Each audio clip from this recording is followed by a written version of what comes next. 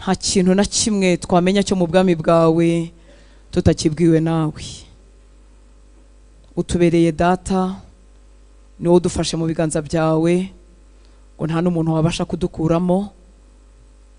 Tujya tugambirira kukunambaho, ariko niwo dufata, ukadufata imyaka igatambuka, ukadufata tugatambuka mu bihanamanga, ukadufata tukaminuka imisozi, ukadufata tugaca mu bayabza amarira ntibiduherane, ukadufata Uwiteka Mana Nyiringabo, ukatubera umucyo mu mwijima w'ubuzima.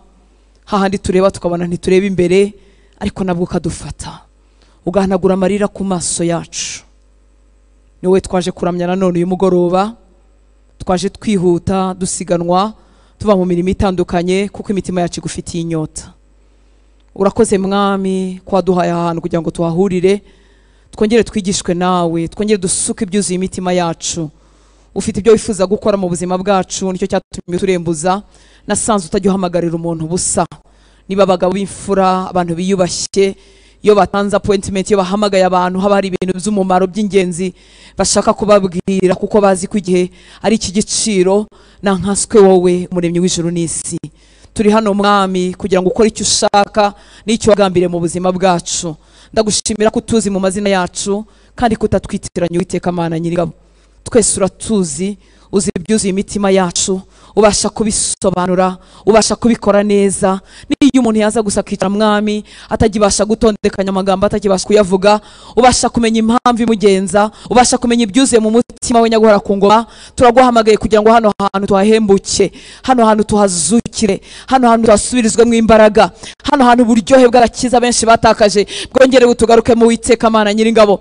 Hano hantu Mwami ijuru riradukingukire, kugira ngo ijuru ribaye nk'ikirere cy'umuringa, ryari rikomeye rwose umuntu atakikumva, ryongere ritobo ku Uwiteka Mana Nyiringabo, kugira ngo umuntu akumve mukunzi mwiza, maze abaje barwaye bakirira imbere yawe, indwara z'umubiri zikire, indwara zo mu mutima umuntu atajya abasha kuvuga nuko kuzisobanura nazo zikirira imbere yawe Uwiteka Mana Nyiringabo. Amarira hanagurwe ku maso yacu, umwijima uhunge, umucyo wawe mwinshi mu buzima bwacu. Turagushaka Uwiteka Mana Nyiringabo, ngwino twibwire mu izina ryawe. Twagarutse Mwami tumeze nkuko Yakobo yakiranye ijoro ryose akavuga ngo sinkure ku rutampaye umugisha.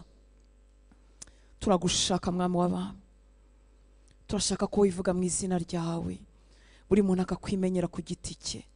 Imana twabwiwe iyo turi twenyine ntidutabara, ntituyumva, ntituyibona.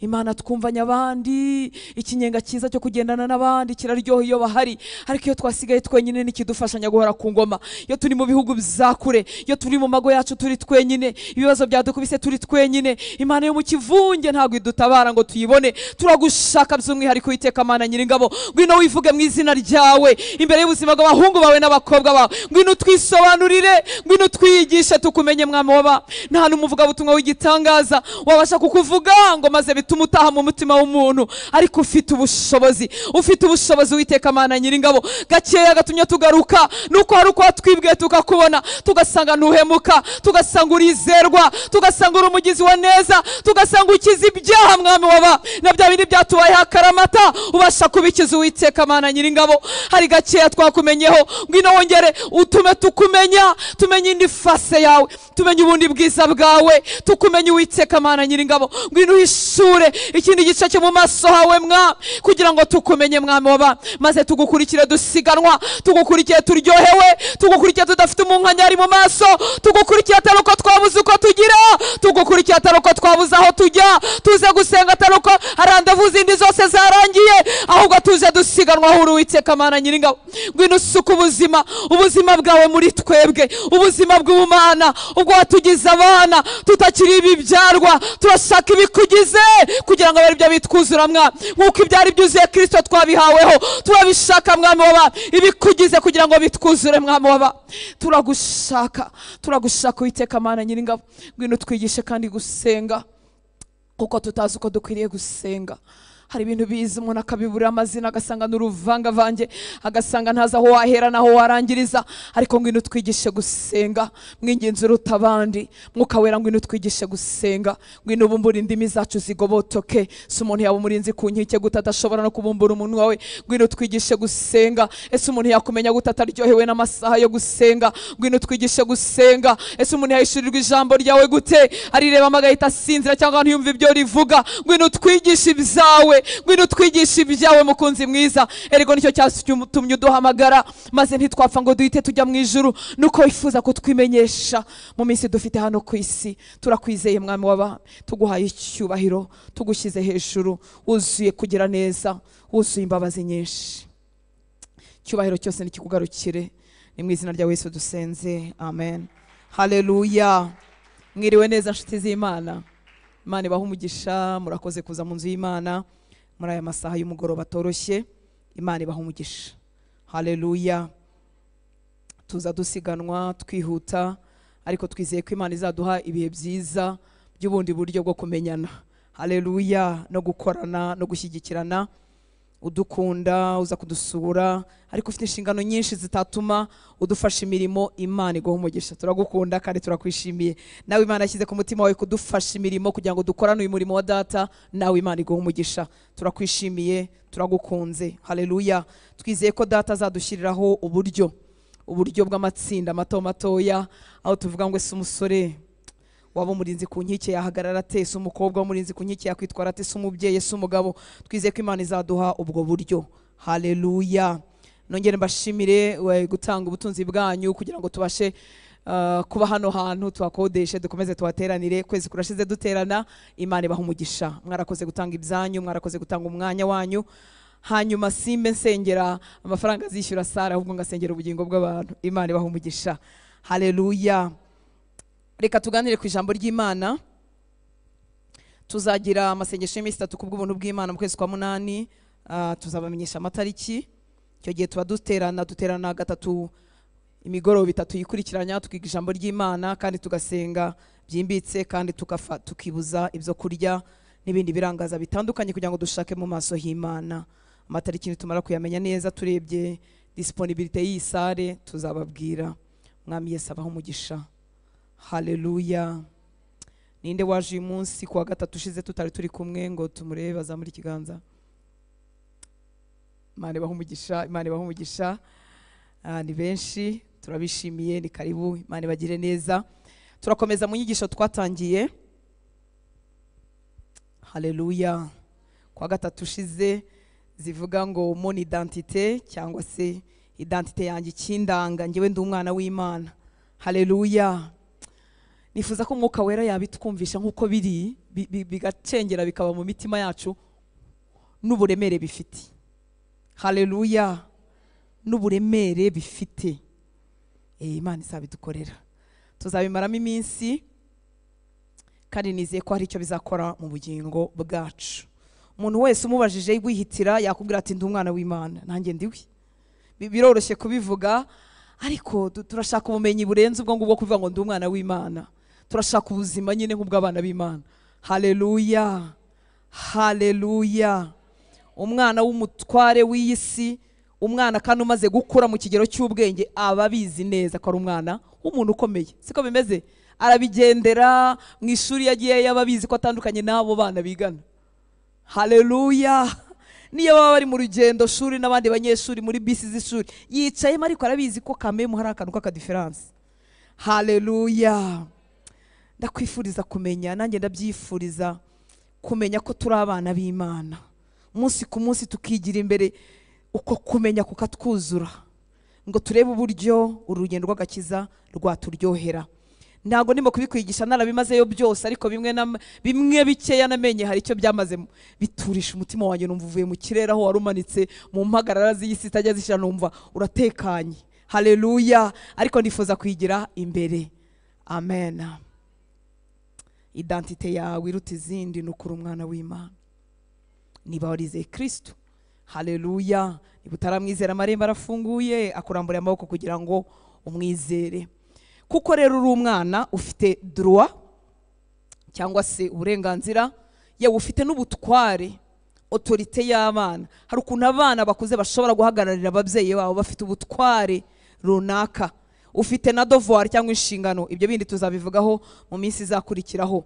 Devoir n'inshingano tuzagenda tubigarukaho hanyuma, sibyo byihutirwa. Haleluya. Iyo umuntu yamenye uburenganzira, akamenya ubutwara afite nk'umwana, inshingano birikora. Haleluya. Umwana wese utangiye kumenya ubwenge, umwana ukuze ahita ajya mu turimo tw'iwabo wase, birihuta. Imana yacu tugire neza. Ibi bintu rero, yaba kugira uburenganzira nk'umwana, yaba ubutware mfite nk'umwana, yaba yewe n'inshingano, ibi bintu iyo tubyitegereje dusanga iteka byiyongera, bigakura, bikongererwa agaciro, bikaba byinshi bigendanye n'icyo twakwita ikigero cy'ubukure. Haleluya. Ikigero cy'ubukure mu kuba umwana, twaravutse igihe twizeraga Kristo, ariko ikigero cyacu cy'ubukure, gukurira mu bo twagizwebo, mu bo twahindutse kubabo, hanyuma tugakura. Haleluya. Bizatuma ibyara uburenganzira wowe ubimenya kandi ari byinshi kuko wakuze. Bizatuma ibyara uburenganzira ubiyoberwa kuko ukiri umwana mutoya. N'ubutware nuko umwana ukuze w'umuyobozi, nkuko narimvuze, arabizi, azi ubutware afite, yaheshejwe n'urugo yavutsemo. Haleluya. Ariko abatoya bose baba benda gusa, yewe n'inshingano byose ni kimwe. Imana yacu tugire neza. Ikigero cy'ubukure rero ni icy'umumaro cyane. Amen. Hari amagambo amwe Paulo yavuze mbisanisha nubwo ngira ngo bidahuye cyane, ariko aravuga ngo arakubita ariko si nkuhusha. Ni ukuvuga ngo ikidutera gusenga neza, ikidutera gukubita tudahusha, ikidutera kumenya urugamba rwo mu mwuka, ikidutera kuryoherwa n'agakiza, ni igipimo cy'ubukure. Haleluya. Iyo igipimo cy'ubukure kidahari, turakubita tugahusha. Ntago tuba tubizi neza, se bigenda bite, se bikorwa bite, se ubundi Satani ntandusha imbaraga, se ubundi. Ariko gukurira mu Mana, gukura ku mwuka wacu, haleluya, bituma ibi bintu bijya mu buryo kandi umwanzi ababizi. Yesu ashimwe. Umwana muto ntashobora kumenya uburenganzira bwe. Nubwo umubyeyi mwiza yamwandikira testament, cyangwa ngira ngo nindagana hari simbizi, yamwandikira, yamusigira ibintu, urwandiko rurerure rumubwira ibyo yemerewe, ibyo azatunga, ibyo azageraho, ariko kuva akiri umwana, nubwo umuroya, umuntu wize amategeko neza uzi kubivuga neza, yakwicarana n'uwo mwana w'imyaka 3 n'urugero, akabimusobanurira, akamusobanurira ingingo zimurengera, akamusobanurira uburenganzira, akabimubwira, ibyo bintu byagira umumaro? Ntawo byagira. Ese nuko testament idahari? Ese nuko ibyo se amuraga n'ibyo amubwira bidahari? Yewe ashobora no kubimubwira isa ataranapfa gihari, ariko umwana kubera igipimo cy'ubukure kikiri hasi ntazigera bimenya, nubwo yabibwirwa na roya w'igitangaza cyangwa umwavoka w'igitangaza. Muranyumva shize Imana? Haleluya. Umumaro wo gukura mu gakiza urihutirwa kurusha ibyifuzo byose uri musengera. Kadoyesi icyubahiro. Haleluya. Haleluya. Turacyakundanye. Shaka kuvuga uti yewe yarazi kuntu ikintu usengera kiremereye we, ku buryo numva ntamara n'ukwezi. Gukura kwacu kurihutirwa cyane. Mana yacu tugire neza. Nemvuze ngo umubyeyi yakwandika ibyo bintu byose byiza, hakaba n'umuntu wize amategeko ubasha kubibwira umwana, ariko umwana iteke yari mutoya ntazigera amenya ikintu cy'ingenzi kibirimo, ntazamenya uburenganzira, ntazamenya ibyemerewe, ntazamenya umutungo wasa aho uhera naho ugera, ntabyo azamenya kubera igipimo cy'ubukuri. Imana yacu tugirira ubuntu. Mvuze gatoya nanone ku butware, mwihangane mvuga ibi bintu kugira ngo tubashe kubyumva. Haleluya. Ubu narindi ku burenganzira, no mvuze ku butware. Ndamutse ntumye umwana wanjye muto kumpagararira, umwana mutoya, niba ufite umwana mutoya w'imyaka 5 cyangwa 3, ukamutuma kuguhagararira ahantu runaka, icyambere abantu bazamubeshya kuko atazi neza ibyo ahagarariye ibyo ari byo, bazamubeshya, bazamuriganya. Ikindi nawe biroroshye ko yakwitiranya ibintu kuko ntaraca kenge. Hari noneho naho wowe ubwawe utatinyuka kumutuma kuko ubona rwose ko akiri umwana mutoya.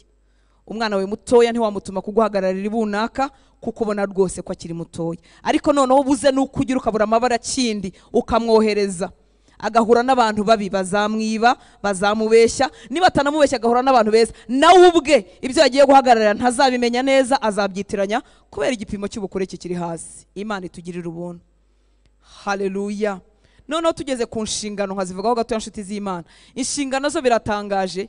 Ese umwana muto wamusaba gukora iki?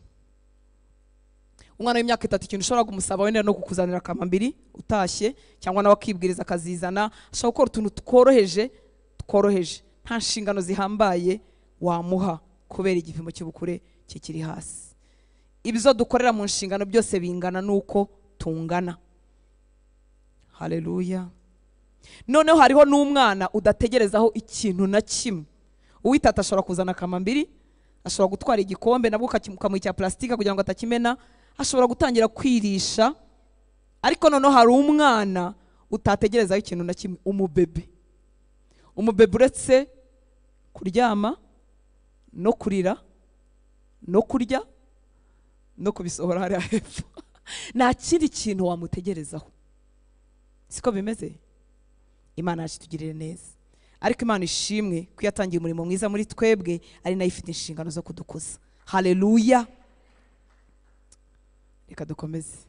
Yohana igice cya 10 umurongo wa 14 kugeza kuri 15.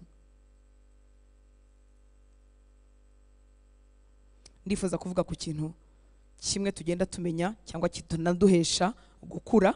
Haleluya. Ngo ninjye mwungeri mwiza, Yohana 10:14-15, ninjye mwungeri mwiza kandi menya izanjye zikamenya. Uri Kristo urimo kuvuga, niwe mwungeri mwiza, aratumenya twebwe intama ze, twebwe abana be, yamara kutumenya natwe tukamumenya. Haleluya. Mu yandi magambo, kumenya Imana urabyemerewe. Ntago byagenewe abantu runaka ngo babasha kureba, bafite amaso y'umwuka areba, bafite impano runaka, babavuga ubutumwa b'ibitangaza. Oya, kuvuri mu bana b'Imana. Haleluya. Imana kukuyishurira ni uburenganzira bwawe, urabyemerewe, uranabikwiriye. Haleluya. Kandi data yifuza ko ikigero cyo kumumenya cyacu gikura. Ninjye mwungeri mwiza kandi menya izanjye zikamenya. Reka mwumve igipimo data yifuza ko twamumenyera. Uyu ni Kristo urimo kuvuga ngo nkuko data amenya, nkuko nakantu gakompara, nakantu kagereranya. Hari umuntu ufite Bibiliya? Haleluya. Hari umuntu turimo gusoma twembi? Ngo ninjye mwungeri mwiza kandi menya izanjye zikamenya, nkuko data amenya. Ubwo ni Kristo urimo kuvuga, nkuko data amenya Kristo. Kristo arimo arivuga aya magambo, nkuko data amenya nanjye nkamumenya kandi mfira intama zanjye. Umva ikigereranyo. Niyo mpamvu kwiga ijambo ry'Imana, niyo mpamvu gusenga, niyo mpamvu gutinda mu by'Imana ari umurimo udakwiriye kurangira, kuko wose udufasha kumenya data. Ninjye mwungeri mwiza kandi menya izanjye zikamenya, nkuko ndi umwungeri mwiza, menya izanjye zikamenya. Noneho data yifuza ko, Kristo yifuza ko bizamera nkuko bo bameranye. Haleluya. Nkuko data amenya nanjye nkamumenya. Kristo yifuza yuko umenya Imana nkuko wowe na se baziranye. Haleluya. Si igipimo cyo hasi ngo tuvuge ngo twarabirangije. Arashaka ko tumumenya nkuko wowe na se baziranye. Haleluya. Nkuko ibyago bya mbere umwana azagira ni ukutamenya se. Nibyo byago by'akaga. Kutamenya se, kutamenya imbaraga se afite, kutamenya urukundo se amukunda, kutamenya ubutware se afite. Nicyo cyago cya mbere cy'umwana. Haleluya. Yaba umwana usanzwe mu mubiri, yaba natwe abana b'Imana. Biroroshye kuvuga ngo Imana ndayizi. Uzumva n'abantu bose bavuga ngo Imana ngo nanjye ndayizi. Biroroshye kuyimenya gutyo. Ariko ubumenyi turimo dushaka buzaza n'impinduka mu buzima bwacu no mu misengere yacu, n'ubumenyi bwimbitse, ni ukumenya kuri deep. Haleluya. Atari ukumenya kugereranyije, ahubwo kumumenya rwose. Tekereza gato uburyo Yesu yarazi data. Imisengere ya Yesu, imyitwarire ya Yesu, nafashaho utuntu dukeya turakwereka uburyo Yesu atashidikanyaga wose ari we n'icyo asamubereye n'umubano bafitanye. Haleluya. Tekereza gato uburyo Yesu yarazi data, umenye ngo nicyo gipimo data yifuza ko wazamukamo mu kumumenya. Birihutirwa, ni iby'ingenzi, biradusaba ko tufatira umwanya, biradusaba ko tuva mu rusaku gusa tukitoza kumumenya, kugira ngo ubuzima bwacu nk'abana b'Imana burabagiranire hano mu isi, bushira umunkanyari, bushira umuruho kandi dufite data. Amen. Yohana 11:41 na 42.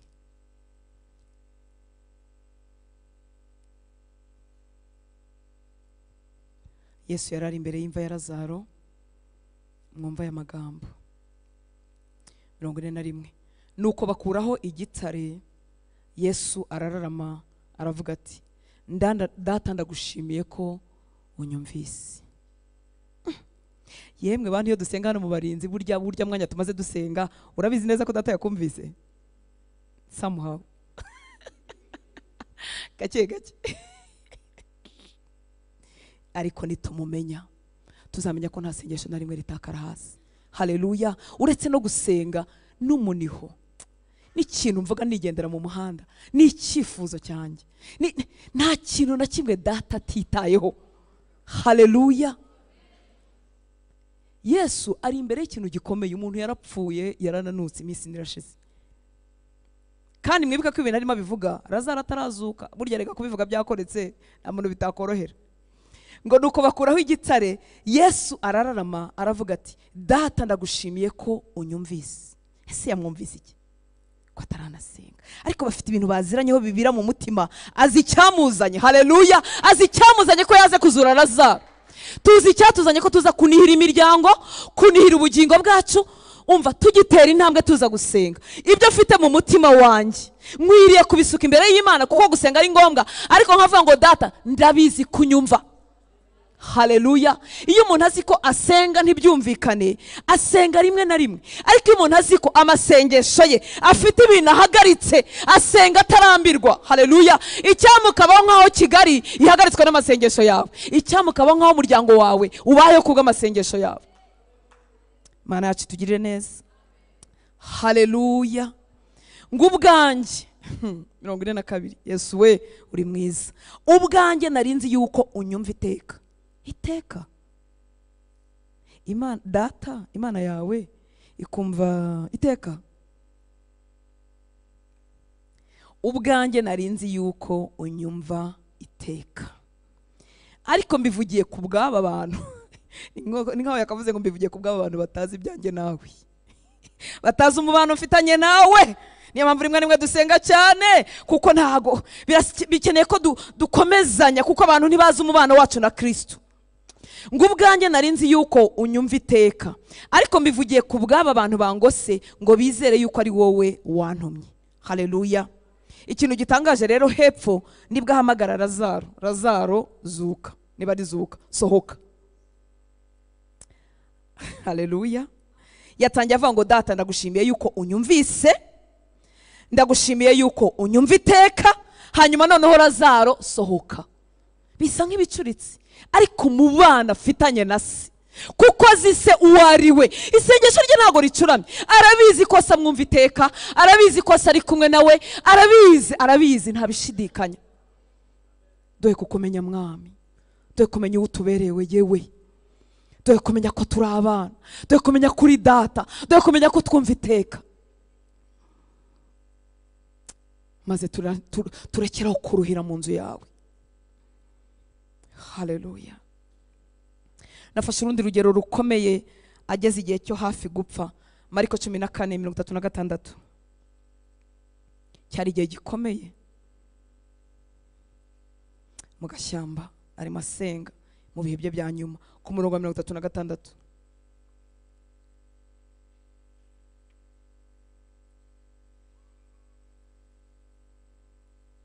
Haleluya. Ati, amba data, byose ibi byo ntiwabishobora. Ko biranye ivuga ibi byo by'Igetsemani, Imana we. Haleluya. Haleluya. Reka duhese icyubahiro. Haleluya. Sinibuka umuntu watubwiraga inkuru z'isengesho rimwe umuntu yasengaga ngo aravuga ngo umva Mana ngo nukuri ngo ndabizi ko ibintu ari kukurushya.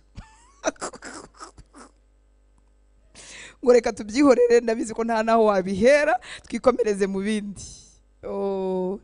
Ati Aba Data, ni nkuko yakavuze ati data byose biragushobokera. Iby'Igetsimani urabizi, urabishoboye. Iby'Igorogota urabishoboye.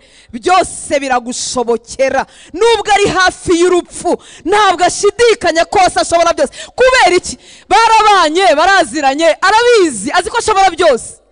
Erega ikibazo cyawe n'icyanjye ngo byaratinze ngo bimaze imyaka, nuko urashobora byose. Haleluya. Kibe kimaze 5 cyangwa 10, ashobora byose. Haleluya. Yesu yaraziranye na se, barabanye, baraziranye, aramuzi. Isi yayiremye ahari, bari kumwe, ngo nta kintu kimwe cyaremwe kitaremwe nawe. Haleluya. Baraziranye, umubano wabo utumye adashobora gushidikanya. Niyo mpamvu twebwe twaje nyuma, kubera ko twavutse nyuma mu gakiza, dukwiriye kwiga ibye kugeza igihe tumumenyera. Haleluya. Ati Aba Data, byose biragushobokera. Undenze iki gikombe, ariko bye kuba uko ngewe nshaka, ahubwo bibe uko ushaka. Yari abizi neza ko mu bushobozi bwa se harimo no kumurenza iki gikombe, ariko kuko yari umwana ukuze, ubasha guhagarara mu nshingano tuzavuga hanyuma. Haleluya. Kuko yari umwana ukuze, uzi imigambi ya se, uzi ko mu bikorwa bya se hazavamo za miliyoni z'abanyabyaha bameze nka Hortense bazakirizwamo. Haleluya. Niyo mpamvu avuga ngo bye kuba uko nshaka, ahubwo bibe uko ushaka. Kujya ku musaraba kwa Yesu ntago kwari ugutsindwa kwa Data. Haleluya. Kubabazwa no kwikora imibabaro yawe ntikwari ugutsindwa kwe. Haleluya. Byose biragushobokera. Icyama bikicara mu mutima wawe, uri musenga, waba usenga byaciyemo, waba usenga amaso yuzuyemo amarira, ukavuga ngo Data byose biragushobokera, nta kikunanira. Haleluya. Ariko ibyo ubona bizaguhesha icyubahiro Mwami, ubikore, bizaguhesha icyubahiro. Muribuka wa mugabo uhumye wo muri Yohana igice cya kangahe harya cya 9, abigishwa babaje Yesu, none se byagenze bite kugira ngo uriya mugabo avuka ari impumyi? Se n'ababyeyi be bakoze icyaha? Se ne wakoze icyaha? Se yakoze icyaha ryari kandi yaravutse ari impumyi? Yesu aravuga ngo byabereho kugira ngo biheshe Imana icyubahiro. Biragoye ko ibi umuntu yabyumva. Wabyaye umwana umugaye, wabyaye umwana urwaye, ikibazo kimeze gutya, ariko yemwe abamaze iminsi mu gakiza.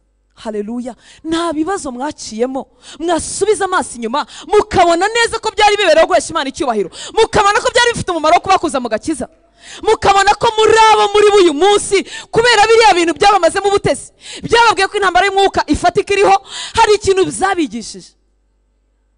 Haleluya. Data byose biragushobokera. Ushobora kundenza iki gikombe, ariko kuko ndi umwana ukuze, bye kuba uko nshaka. Haleluya. Ahubwo bibe uko ushaka. Amen.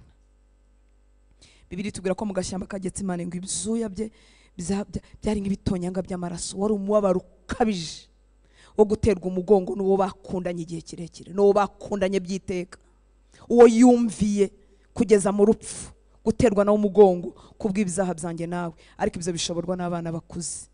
Cyaduha Data tugakura, ntitugwingire, ntitugarukire bugufi. Haleluya.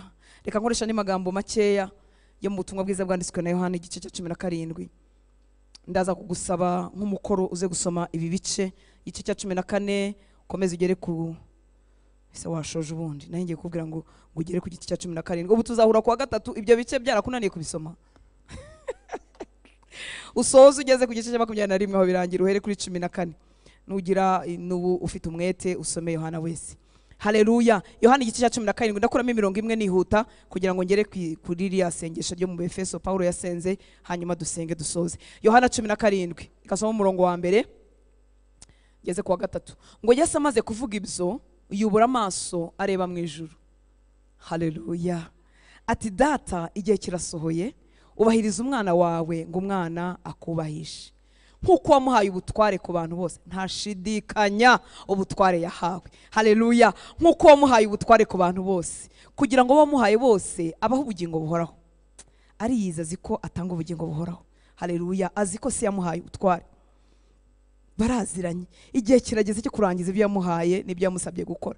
igihe kirageze kandi kirasohoye. ubahiriza umwana wawe ngo umwana akubahishe, haleluya. ku murongo wa 3, ubu nibwo bugingo buhoraho, ko bakumenya. ubugingo buhoraho tubuhabwa dute? umwuka wera adusogongezaho gatoya icyo Yesu yakoze ku musaraba, haleluya, tugahindukira tugakizwa. ubu nibwo bugingo buhoraho, ko bakumenya ko ari wowe Mana y'ukuri yonyine, bakamenya n'uwo watumye ari we Yesu Kristo, kandi ibyanjye byose ni ibyawe, n'ibyawe nabyo ni ibyanjye, kandi nubahirijwe muri bo, haleluya. umva umwana ukuze yamenye ko ibyase n'ibye byose byacanze. reka tumuhe icyubahiro, haleluya, haleluya, haleluya. gakeya namenye kuri data, namenye ko bisi ndimo cyangwa imodoka ndimo idashobora gupfa gukora impanuka gutyo bya burebure. ubwo niba iramutse igize impanuka, hari icyubahiro cy'Imana kigiye kuvamo kirenzeho, haleluya. ngo ibyanjye byose ni ibyawe, n'ibyawe nabyo ni ibyanjye, kandi nubahirijwe muri bo, haleluya. turi abana b'Imana. ahantu tugeze baba bagize umugisha yuko umwana w'Imana yahageze, haleluya. hari uburinzi bw'umwihariko bubaho hantu kubera umwana w'Imana. ubu umwana wa perezida wacu yapfa kumanuka mu makaritsiye hose dutuye papa, nubwo yashaka gutembera ngo sura abandi bana, yewe akanavuga ati nta cortege nshaka, haza abandi tutazi bambaye kimwe natwe, kubera urugo aturukamo. turi abana b'Imana, haleluya. ngo kandi ibyanjye byose, umva ikiruhuko, umva ukuntu umutima wakira ikiruhuko. ibyanjye byose ni ibyawe, n'ibyawe nabyo ni ibyanjye. ibyawe byose harimo ibikurushya, harimo ibitarakemuka, harimo bya bindi byose. ibyawe byose burya so bifite mu biganza kuko ni ibye, haleluya. ntabwo Imana yari kudusaba kurirana n'abarira itarirana natwe abana bayo. namenye ko iyo ntaratabarwa, iyo mfite ibindiza, data nawe abababaye ko umwana wari mwarira. iyo nishimye data aranezerwa. ko murimo ababyeyi muri mwebwe, hari umwana we wari wagraduatinga ngo urushaho kunezerwa. hari umwana we wari warira mu ishuri, wari watsindwa mu ishuri ngo unanirwe kubabara. kandi turi abantu buntu bagira iminsi yo kubyuka neza no kubyuka nabi. nankanswe data utagira n'igice cyo guhinduka. reka tumuhe icyubahiro, haleluya. akwiriye icyubahiro, akwiriye gushyirwa hejuru. ibyanjye byose ni ibyawe, n'ibyawe nabyo ni ibyanjye. ahantu rero biryoheye, ibyanjye ngewe ntibishyitse, byinshi birimo intege nkeya, byinshi biba bitaracamo, ariko none ibya data byuzuye bishyitse, haleluya, bitaboramo na kimwe, nabyo ni ibyanjye. uko nkura nzagenda mbifataho. ubu umwana w'imyaka 3 wamwandika kuri konte kereka ya saving, ariko iyo kujya gukoresha yayigira ateze. kandi ibyanjye byose ni ibyawe, n'ibyawe nabyo ni ibyanjye, kandi nubahirijwe muri bo. data ukiranuka 25, aho nasomaga ni ku 10, 25, 26. data ukiranuka abisi ntibakumenye, ariko ngewe narakumenye, haleluya. igituma Yesu abasha imirimo yabashije, igituma Yesu akora ibyo agomba gukora, nuko yarazi se. kandi mwibuke ko Yesu yaje nk'umuntu, haleluya. yarakeneye nayo kuzura umwuka wera, niyo mpamvu ku munsi w'umubatizo nawe yubatijwe mu mwuka wera, haleluya. cyangwa yamujeho bundi bushya. data ukiranuka abisi ntibakumenye, ariko ngewe narakumenye. n'aba nabo bamenye ko ari wowe wantumye, nabamenyesheje izina ryawe, kandi nzaribamenyesha, ngo urukundo wankunze rube muri bo, nanjye mbe muri bo, haleluya. uko tumumenya niko kumumenyekanisha bizihuta. ukuntu duteye, akantu keza dufite, tuba twifuza ko abandi bakamenya. amen. mfite data wo mu mubiri, urimo akora ibintu by'icyubahiro, urimo akora ibintu byiza, urimo ugirira igihugu umumaro, urimo ugirira abantu umumaro, najya ninjira nkavuga ngo ndi umwana wa kanaka, haleluya. Yesu tuzagira, cyangwa data tuzagira umwete wo kumumenyekanisha, Yesu tuzagira umwete wo kumumenyekanisha bingana n'urugero twamumenyemo. twasenga tugasakuza tugahagurutsa abantu, mujye mwivuga butumwa, mujye muhaguruke, namumenya ntazafunga umunwa, namumenya azahaganira ko abandi bamumenya. Haleluya. Data ukiranuka abisi ntibakumenye, ariko njyewe narakumenye, n'aba nabo bamenye ko ari wowe wantumye, nabamenyesheje izina ryawe kandi nzaribamenyesha. Kuko uri uw'icyubahiro nzakuvuga, kuko uri uwo kwizerwa nzaharanira ko bakumenya. Haleluya. Ntabwo wagira ibintu by'ibyirato, ibintu bifite umumaro, ibintu byakije ubuzima bwawe ngo ureke kubibwira abandi. Icyama ukamumenya, icyama tukamumenya birenze aho twari tugereye. Cyama ugacurika amaso yawe n'umutima wawe n'ibikuzuye byose mu ijambo ry'Imana. Cyangwa ugafata mu masaha yawe, tugafata mu masaha yacu, tukagira umwanya wo kumubwira ngo tukumenye. Nta sengesho riruta kubwira data ngo ongera unyihishurire, mumenye birenze uko nari narakumenye. Riraruta inshuro ibihumbi kubwira data ngo data mpa ibirayi, data mpa amazu. Nitumumenya tuzamenya n'aho amazu yacu ari, tuzamenya n'aho ibirayi byacu bibarizwa. Nitumumenya ubutware dufite, uburenganzira dufite buzaduhesha ibyo byose twagenewe. Haleluya. Nabamenyesheje izina ryawe kandi nzakomeza kuribamenyesha, ngo urukundo wankunze rube muri bo nanjye mbe muri bo. Mu yandi magambo, igipimo wamumenyeho, icyo ugenda umumenyeho, nicyo kizatuma wumva urukundo rwe, nicyo kizatuma wumva urukundo rwe ruri muri wowe. Uko tutamumenya niko umuntu avuga ngo buse nanjye Imana irankunda, yewe ngiye naje guherekeza abandi. Imana itugirira ubuntu. Reka turebe isengesho Paulo yavuze asabira Abefeso. Ndangiriza aha ngaha igice cya mbere cy'Abefeso. Paulo nawe yarabyisengeye mu rwandiko rw'Abafilipi, igihe yavugaga ngo ibyarindamuye yabibonye nk'ibihombo n'ibindi nk'ibyo ngibyo. Ku murongo wa 10 yaravuze ngo kugira ngo menye n'imbaraga zo kuzuka kwitekereza Paulo n'imirimo ye, ariko ntarashira inyota yo kumenya Imana, ntarashira inyota yo kumenya Kristo. Data ngwino duhe inyota, kuko ibikiwe mu butunzi bwacu, ibikiwe mu byiza byose tubikiwe muri Kristo. Rwandiko rw'Abefeso igice cya mbere umurongo wa 15 tugeze kuri 23. Ngo nicyo gituma nanjye maze kumva uburyo mwizera umwami Yesu mugakunda abera bose.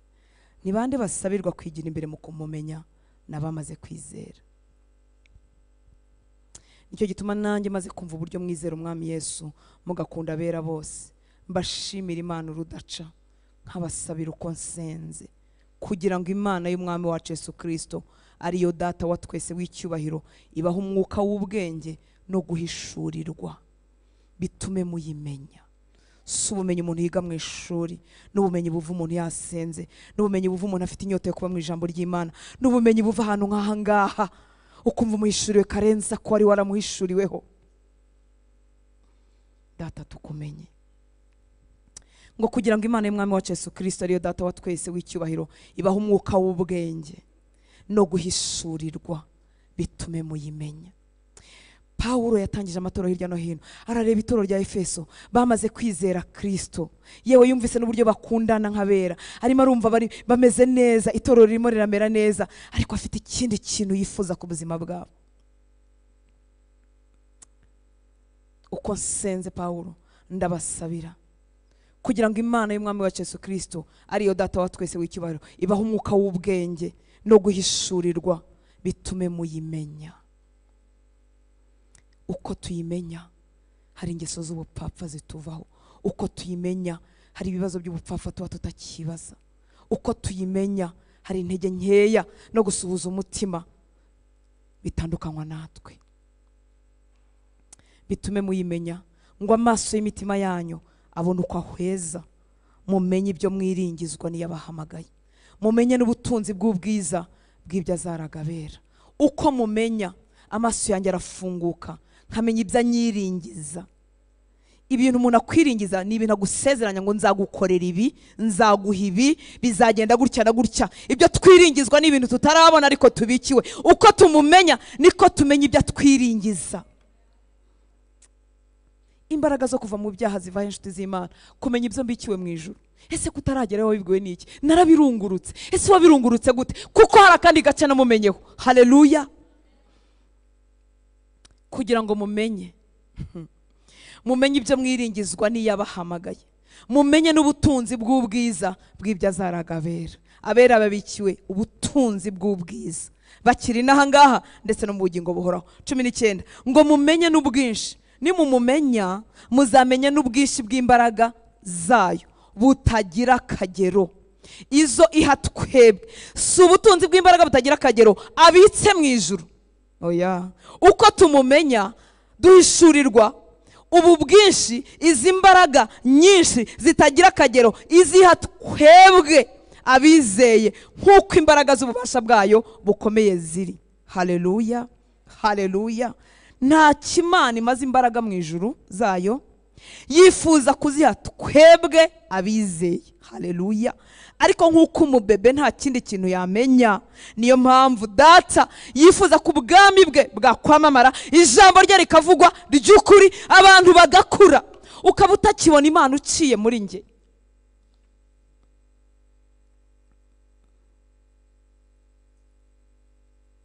Nasanze abantu benshi, batari benshi, bamwe na bamwe bajya mu masengesho rimwe na rimwe bataba bagiye gusenga, ahubwo baba bagiye gusengerwa.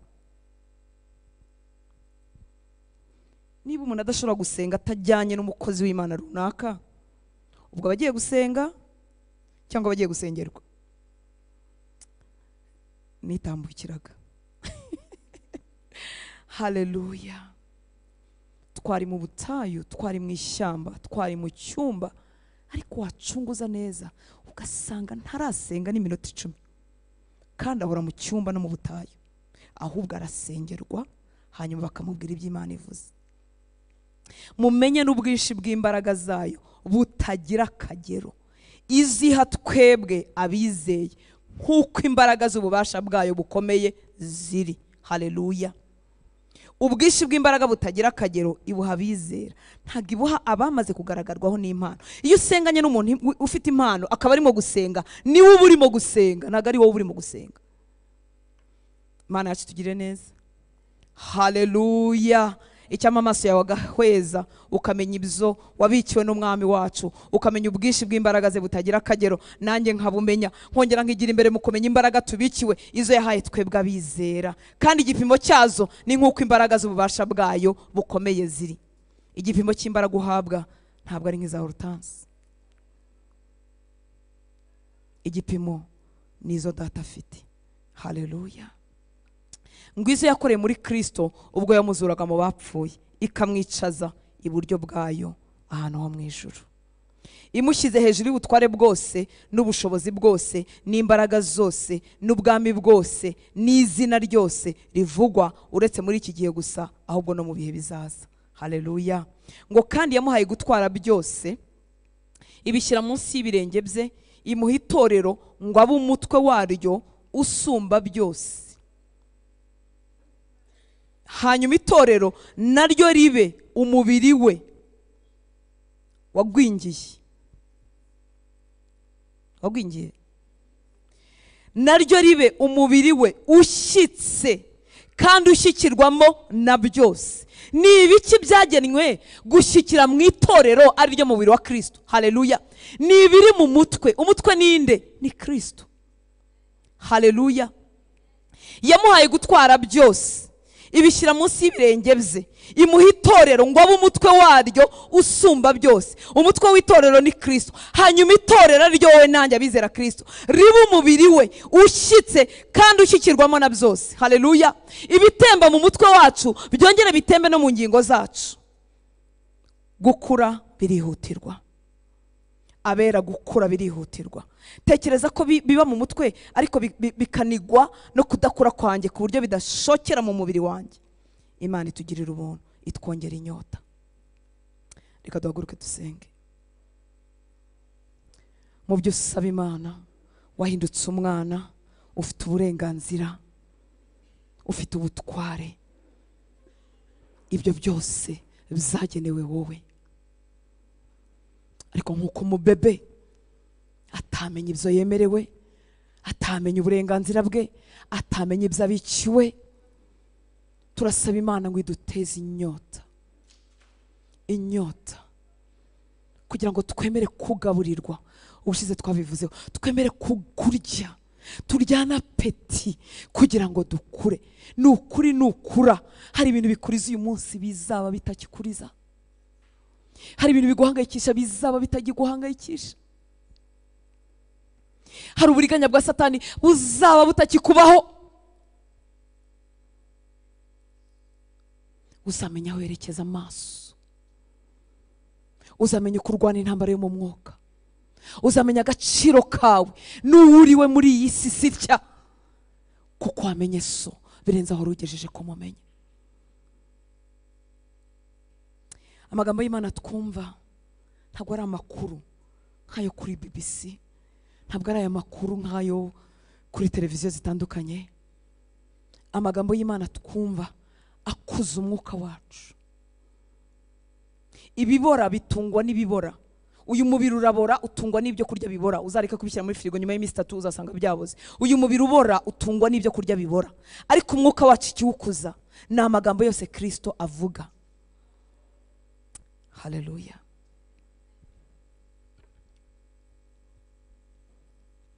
Yesu yaravuze muri Yohana 6:63 ngo umwuka ni utanga ubugingo, umubiri ntacyo umaze. Amagambo mbabwiye niyo mwuka kandi niyo bugingo.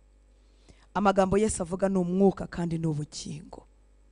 Uko dutinda kuba mu ijambo ry'Imana, dufite umutima wasamye, umutima unyotewe, niko nkerereza gukura kwanjye. Nta mubyeyi wese utarizwa no kugira umwana wakuze mu gihagararo ariko ntakuze ubwenge. Nta mubyeyi wese utababazwa no kubona umwana wageze igihe cyo kuvuga ariko akabona ntiyavuze. Yagera igihe cyo kugenda akabona ntiyagenze. Yagera igihe cyo kwiyicaza akabona ntiyicara. Yagera igihe cyo kwihagurutsa akabona. Umubyeyi wese yicwa n'agahinda. Ni bande babinezererwa? N'abanzi. Satani anejejwe nuko ntamenya ibyo mbikiwe mu ijuru. Satani anezezwa nuko ntamenya ubutware n'ubushobozi mfite hano ku isi. Niyo mpamvu duteze ibitotsi byo mu mwuka, gasenga iki cyumweru ikintu gasiba. Niyo mpamvu gusohora mu nzu y'Imana, kuko azi ko nuwatinda ugahura n'ijambo ry'ukuri arabizi neza ko uzakura byanze bikunze. Nkuko umubebe bonsa bakamuha amata bijyanze bikunze azakura. Mwanza arabizi. Niyo mpamvu tugira busy mu by'umumaro ariko bibora. Imibiri yacu igakura, amafaranga tukayabona, tukagira imyenda, tukagira amazu, tugakura rwose mu by'umubiri, tugakura no mu cyubahiro abantu bakatumenya, tukubaka amazu meza abantu bakamenya ngo ariko akanaka. Ibyo byose bigakunda, ariko azi neza ko ibitunga umwuka bituma umuntu wo mwuka akura ari iby'umwuka. Yesu yavuze amagambo yanjye ni umwuka kandi ni ubugingo. Reka tumubwira twongerera inyota. Nkuko nta muntu utubwiriza kunywa amazi iyo tunyotewe, reka tumusaba twongerera inyota. Tujye mu nzu ye dusiganwa, tujye mu ijambo rye dusiganwa, ibihe byacu byo gusenga dusiganwe. Yaba uri wenyine, yaba uri kumwe n'itsinda, ugira ibihe usiganwa. Iyo dushonje dushakisha hari ibyo kurya. Nta muntu bitubwiriza, kereka umuntu arwaye cyangwa afite ubwenge bwuzuye cyangwa ari umwana mutoya. Ariko umuntu mukuru wese, niyo twakoze ingendo ndende turimo tujya kure, iyo usonzeye ku nzira urahagarara ukagura akantu ko kurya kuko urashonje. Yatugeze kuba abana, twaravutse mu buryo bwo mu mwuka. Ibyo ni ibintu bidashidikanywaho. Niba warizeye Kristo, amazina yawe yanditswe mu gitabo cy'ubugingo. Ariko si imyaka maze mu mwami, imyaka ngewe maze mu mwami, imyaka umaze mu mwami, imyaka umaze waravutse, uko uhagaze, kwizera ufite, imbaraga ufite mu mwami, uko ubashije gutsinda iby'isi, uko ufite imbaraga zo kwiringira ibitakwiringirwa nka Aburahamu, birangana n'urugero wagaburiwemo cyangwa utagaburiwemo. Reka twisengera nyuma dusoze. Ndasaba Imana ngo ikongerere inyota. Ubikiwe byinshi ukiri hano ku isi, byinshi bizatuma izina ry'Imana rihabwa icyubahiro. uko umubyeyi anezerwa iyo umwana we agize achievement runaka, niko data gutegereje umunsi ku munsi. Aravuga ngo icyama kongerwamo imbaraga, na kiriya akakirenga, na ririya shura akarirenga, na kiriya kibazo akagitsinda. Icyama kongerwamo imbaraga, na hariya akaharenga, na hariya akaharenga. Icyama kongerwamo imbaraga, akamenya ko ibi ngibi ari ibizatuma amaboko ye mu mwuka akomera, ari ibizatuma data aheshwa icyubahiro.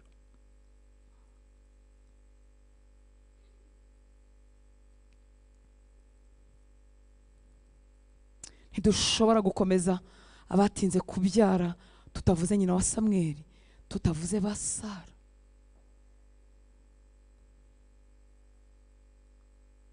Ntitwavuga Imana ikura ku cyavu, ikura inyuma y'intama, tutavuze Dawidi. Ese Dawidi kubaho n'ababyeyi be batamwibuka, ese byari binejeje? Ntabwo byari binejeje. Kugeza aho bahamagara abasore bose, Isaka akumva mu basore bashobora kuba umwami nta muntu usigaye. Kugeza Imana ubwayo ari ibwiye umuhanuzi ikamubwira ngo haracyari undi, aba bose nabagaye. Ariko atubera icyitegererezo. Abantu bose ntibazabumbura Petero ngo basome Matayo, ariko bazasoma ubuzima bwa Hortense, bazasoma ubuzima bwawe. Niyo mpamvu ukwiriye kugira imbaraga kugira ngo utsinde, kugira ngo uneshe, kugira ngo usohokane ubuhamya.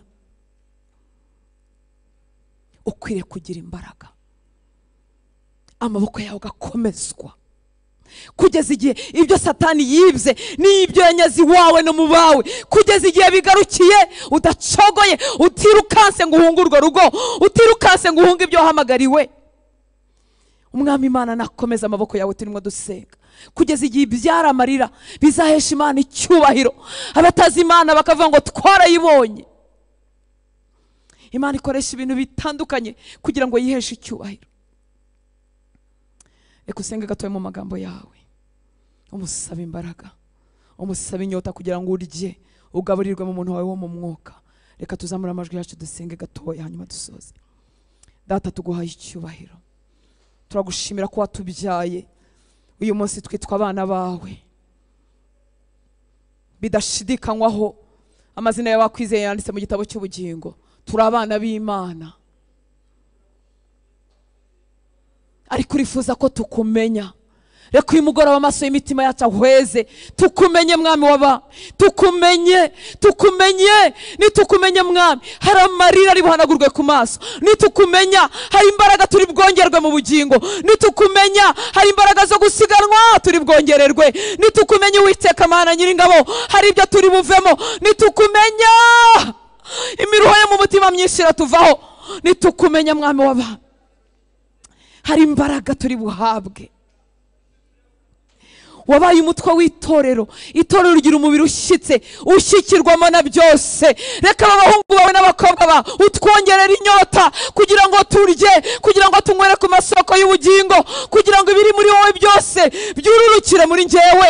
Nushaka gukiza isi ukoresha njyewe, nushaka guhembura abantu bice muri njyewe, nushaka gutanga ibyiringiro bice muri njyewe, nushaka kuba igisubizo mu isi bice muri njyewe, kuko ni twebwe mubiri wawe ushyitse kandi ushyikirwamo na byose. Utumare mu bugwingire bwose, utumare mu bugwingire bwose bwatumye haraho tutaba igisubizo, bwatumye turushaho kunanirwa, kandi turi abana bawe.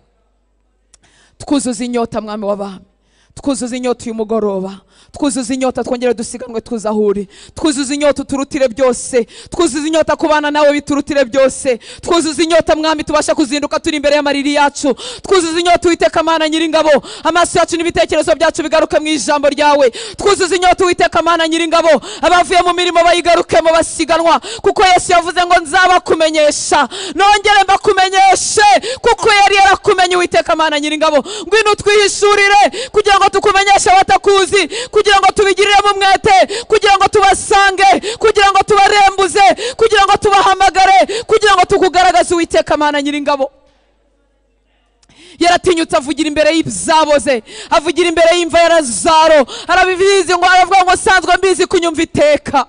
Uwiteka we ndasaba imbaraga zidasanzwe kuri iki gicaniro kugira ngo umukobwa wawe urimo arira, kugira ngo umuhungu wawe urimo arira, kugira ngo barimo basuhuza umutima, imbaraga zawe ziyubake mu mitima yabo, bavuge ngo sanzwe mbizi kunyumva iteka, nuko hari igihe wagennye, nuko hari igihe cyawe, nuko bibera kuzaguhesha icyubahiro.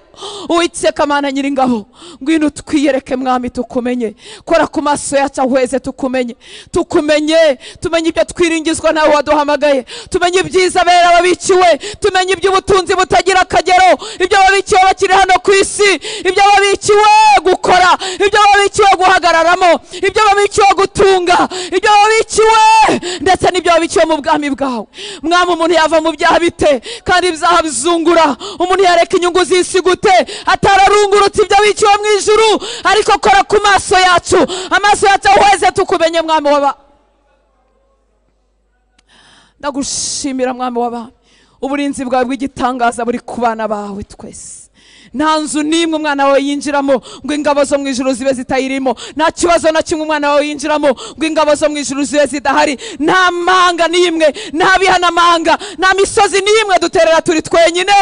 Uko abana b'abami bagira ama escort, ni kuri kumwe natwe n'ingabo zo mu ijuru. Urakoze Uwiteka Mana Nyiringabo, kora ku maso yacu tukumenye, imiruho yose tuzana imbere yawe idukurweho uyu mugoroba, duturwe, twongere turuhukire muri wowe, tumenye uburenganzira dufite muri wowe, uburenganzira bwo kumva ijwi ryawe, uburenganzira bwo kukubona iteka. Nta mwana usaba audience agiye kwa papa. Reka amaso yanjye yongera kwibonere, reka umutima wanjye wongere wuzurwemo nawe, reka ubuzima bwanjye bumere nk'ubwakubonye koko, bumere nk'ubwuzuwemo nawe. Wangize itorero, ungira urugingo rw'itorero, ngo warihinduye umubiri ushyitse, ushyikirwamo na byose ibyari muri wowe Kristo, gukiza indwara ibyari muri wowe Kristo, ubuzima bwose bwari muri wowe, guhinduka igisubizo ibyari muri wowe nibyo biri muri twebwe mwami waba. Udukuze, udukize kugwingira mwami. Imyaka tumaze twaranditswe mu gitabo cy'ubugingo ntabwo ingana n'igipimo cy'ubukure bwacu. Turacyashidikanya ibyawe, kandi imbere y'imva yarazawe yaravuze ngo nsanzwe mbizi kunyumva iteka. Aragushimira ngo ndagushimira data kunyumvise kandi ataraba no gusenga. Uzuza amahoro menshi azanwa no kuguhishurirwa mu mitima yacu. Nasanze umuntu atabyiha, umuntu yagambira ngo nonongeye kugira amahoro ngo sinzongera kuyatakaza, ahubwo tukumenya mwami niko amahoro yuzura mu mitima yacu. Ngwino twihishurire Mwuka Wera, ndakwizeye ubivuga neza kuruta uko nabivuga. Uragenda ukabyandika mu mutima, bigaharaturwa ku mutima, ubu utazongera gusibika. Mwuka Wera, andika ibintu bishya mu mitima y'abana bawe. Reka kubone hose, akubone muri byose, maze udukoreshe nk'uko wagambiriye. Urakoze kuri kumwe natwe, urakoze kutajya udusiga twenyine. Uduhe kunywera kuri aya masoko adudubiza mu minsi yose dufite, ejo tutazagwa umwuma. Mesheje umugisha ubwoko bwawe baje basigarwa mu masaha y'ijoro, ubaha umugisha, utahane nabo, bakumve mu mitima yabo, bakubone mu mago yabo no mu miryango yabo, bakubone mu kazi kabo, bakubone mu mirimo bafite no mu mihamagaro yabo, bakubone hose Uwiteka Mana Nyiringabo. Utuzamukane, uduhirinde ishurirwa, umunsi ku munsi tugende twigirana imbere nawe. Subize gusenga kose yazanye mu ndiba y'imitima we, umubere igisubizo. Iminsi y'ubuhamya n'amashimwe izagera gihagaze, atarasitaye, ataracogoye, atarazimye, atararambaraye. Ndavuga amaraso yawe ku buzima bwabo, gutwikirwa no guhishwa mu maraso yawe. Umwanzi n'abashaka babure mu izina ryawe Yesu. Urakoze Papa, izina ryawe nirihabwe icyubahiro, ni mu izina ryawe Yesu dusenze, amen. Imana ibahe umugisha, ibagirire neza. Mutwihangane ko twarengejeho iminota, reka turamukanye twihuta, hanyuma dutahana amahoro ya Kristo. Yesu abahe umugisha.